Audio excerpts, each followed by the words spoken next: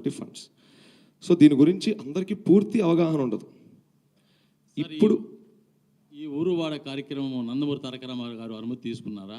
ఒకటి. రెండోది, 2 రాష్ట్రాల్లో చేస్తారా, ఒక ఆంధ్రప్రదేశ్లో మాత్రమేనా? సార్ మాకు వాస్తవానికి మంచి పనికి ఎవరు పర్మిషన్ అవసరం లేదని మేము బలంగా నమ్ముతున్నాం. కానీ నేను మన ఇంటర్వ్యూలో కూడా మాట అన్నాను, అన్నా మేము మా హీరో గారికి మేము ప్రతిదీ వివరించుకొనివ్వండి. ఒక్కసారి రోడ్డు మీద నడుచుకుంటా వెళ్ళిపోయే ఒక అభిమాని, ఒకప్పుడు కథలు చెప్తున్నాను మీకు, జరిగినవి ఇవి. రోడ్డు మీద నడుచుకుంటా వెళ్ళే ఒక అభిమాని హీరో ఇంటి ముందాగి హీరో గారి గేటు దగ్గర ఒక 2-3 రోజులు అలాగే కూర్చుంటే హీరో గారు బయటకు వచ్చి ఫోటో ఇచ్చి వెళ్ళినటువంటి వ్యక్తి మా రామారావు గారు.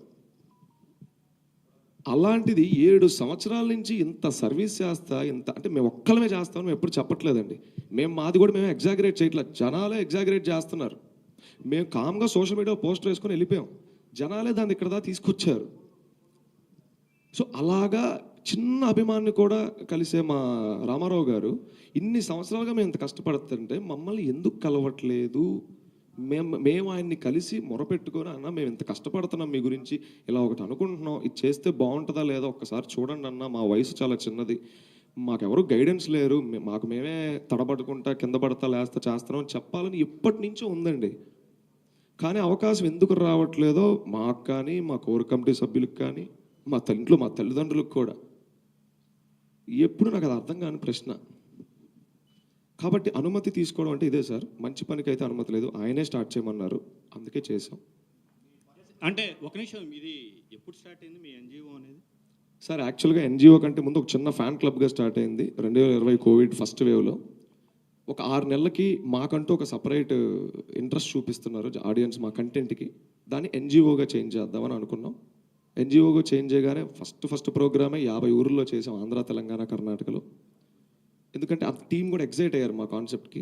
మన రాజీవ్ కనకాల గారే పోస్టర్ లాంచ్ చేశారు. అలా తేరుకున్నాం అనేసరికి సెకండ్ వేవ్ వచ్చింది. సోషల్ మీడియాలో కాదండి, ఎన్జిఓ అంటే సోషల్ సర్వీస్ చేయాలి, గ్రౌండ్ లెవెల్లో ఉండాలి. అలా ఎంతమందికి ఎన్ని సేవా కార్యక్రమాలు చేశారు, ఎలా చేశారు, ఎంతమంది మీ టీం ఉన్నారు?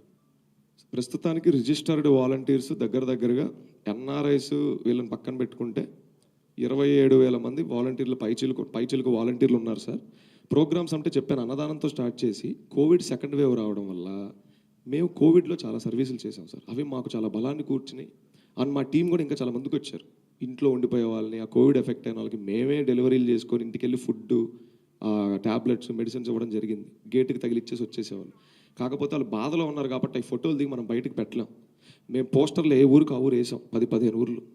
ఫోన్ నెంబర్లు వేసి, మీరు కానీ ఇలా ఇబ్బంది పడుతుంటే, ఇంట్లో క్వారంటైన్ అయ్యి ఉంటే మటుకు ఈ నెంబర్లకు ఫోన్ చేయండి, మా టీం వచ్చి మీకు ఫుడ్ ఇచ్చేది, మెడిసిన్స్ ఇచ్చేది ఫ్రీగా. కోవిడ్తో బలపడింది సార్. మనం దాన్ని మంచిగా అనుకోవాలో చెడుగా అనుకోవాలో మాకు తెలియదు. అక్కడి నుంచి రకరకాల ప్రోగ్రాంలు, ప్లాంటేషన్స్, గవర్నమెంట్ స్కూల్స్ను కూడా మేము టచ్ చేసాం సార్. ఆంధ్ర, తెలంగాణలో పలు గవర్నమెంట్ స్కూల్స్కి వెళ్ళి అక్కడ లేనివి చిన్న సదుపాయాల్ని మేము కల్పించగలిగాం. మేమేమి లారీ ఇచ్చామని చెప్పట్లేదు, మాకెంత ఉందో మేము అంత చేయగలిగాం. ఇంకా అక్కడి నుంచి 365 రోజులు నిత్య అన్నదాన కార్యక్రమం అని, అట్ ద సేమ్ టైం స్టూడెంట్స్కి కొన్ని మోటివేషనల్ సెక్షన్స్ అని, కొన్ని పోస్టర్స్ లాంచ్ అని, అలా చేసుకుంటూ వెళ్తున్నాం. ఎన్టీఆర్ మీల్ అనే ఒక భారీ కార్యక్రమం పునాది పుంజుకుంది 1.5 సంవత్సరం క్రితం. ఎన్టీఆర్ మీల్కి ఒక బ్యాగ్ 100 crores కూడా కొద్దిగా క్లారిఫికేషన్ ఇవ్వండి. సిఎస్ఆర్ ఫండ్స్ అంటే తెలియకుండా ఏం కాదు, అందరికీ తెలుసు, ఐడియా ఉంది, మీరు తెలియదు అని చెప్పి అనొద్దండి. ఏంటి అంటే 100 కోట్లతో మేము చేస్తున్నామన్నారు. 100 కోట్లు చేస్తున్నామంటే ఆల్రెడీ ఉన్నట్లు, ఎక్కడి నుంచో వచ్చేది కాదు కదండి, ఆల్రెడీ ఉంటే మనం చెప్పాలి. ఓకేనా? సో మీరు పోస్టర్ కూడా 100 కోట్లతో చేస్తున్నాం సేవా కార్యక్రమాలని చెప్పి చాలా క్లియర్గా మెన్షన్ చేశారు. సో అలాంటప్పుడు ఉంటే ఉన్నదాన్ని మేము ఇంత పెద్దది చేస్తున్నామని చెప్పాలి. అసలు లేని దాన్ని మేము సృష్టిస్తామని చెప్పడం ఎంతవరకు కరెక్ట్?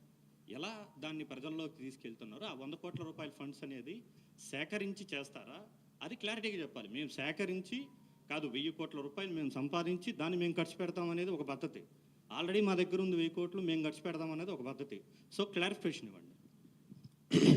ఒక సినిమాని మనం అనౌన్స్ చేసేటప్పుడు ఒక ప్రొడ్యూసర్ దగ్గర మొత్తంలో డబ్బు ఉండదు, ఫినాన్షియర్స్ అని ఒకటి ఉంటుంది.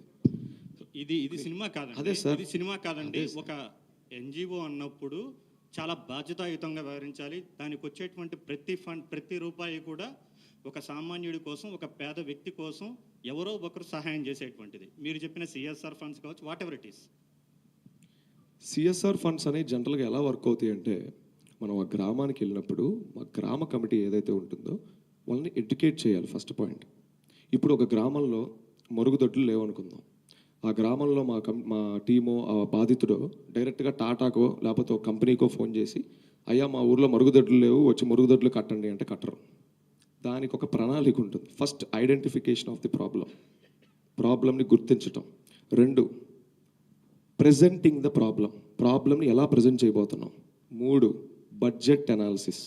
అసలు మీ ఊర్లో ఎన్ని గడపలు ఉన్నాయి, ఎన్ని గడపలకి ఎన్ని బాయికానాలు కావాలి, బాయికానాలు కట్టిన తర్వాత మళ్ళీ వాటర్ ప్రాబ్లం ఏమన్నా ఉందా మీ ఊర్లో, ఇలా ఒక డీటెయిల్డ్ ప్రాజెక్ట్ రిపోర్ట్ అనేది ఒకటి ఉంటుంది. మనం ఊరూరు తిరిగి మన వాళ్ళని ట్రైన్ చేసుకొని రిపోర్ట్లు తయారు చేసుకొని లీగల్గా గవర్నమెంట్కి సహాయపడే విధంగా, హెల్ప్ అయ్యే విధంగా, వ్యతిరేకంగా కాకుండా దీన్ని వాళ్ళకి ప్రజెంట్ చేయడం జరుగుతుంది. It's a process sir. మనం ఇదంతా చేయకుండా 100 కోట్లు ఏ సిఎస్ఆర్ కంపెనీ మన ఎన్జిఓకి ఇవ్వదు. First point to be noted sir. And ఇంకోటి పోతే మేము 100 కోట్లతో చేసేస్తున్నాం అని ఎక్కడ చెప్పలేదు. 100 కోట్లతో చేసేస్తున్నాం అని 100 కోట్ల రూపాయల సేవా యజ్ఞం అని చెప్పాం సార్. కాలంలో 100 కోట్లతో సేవా యజ్ఞం అదే సార్. సో దాన్ని ఎలా ప్రాపర్గా చేస్తారు? మీరు చెప్పినట్టు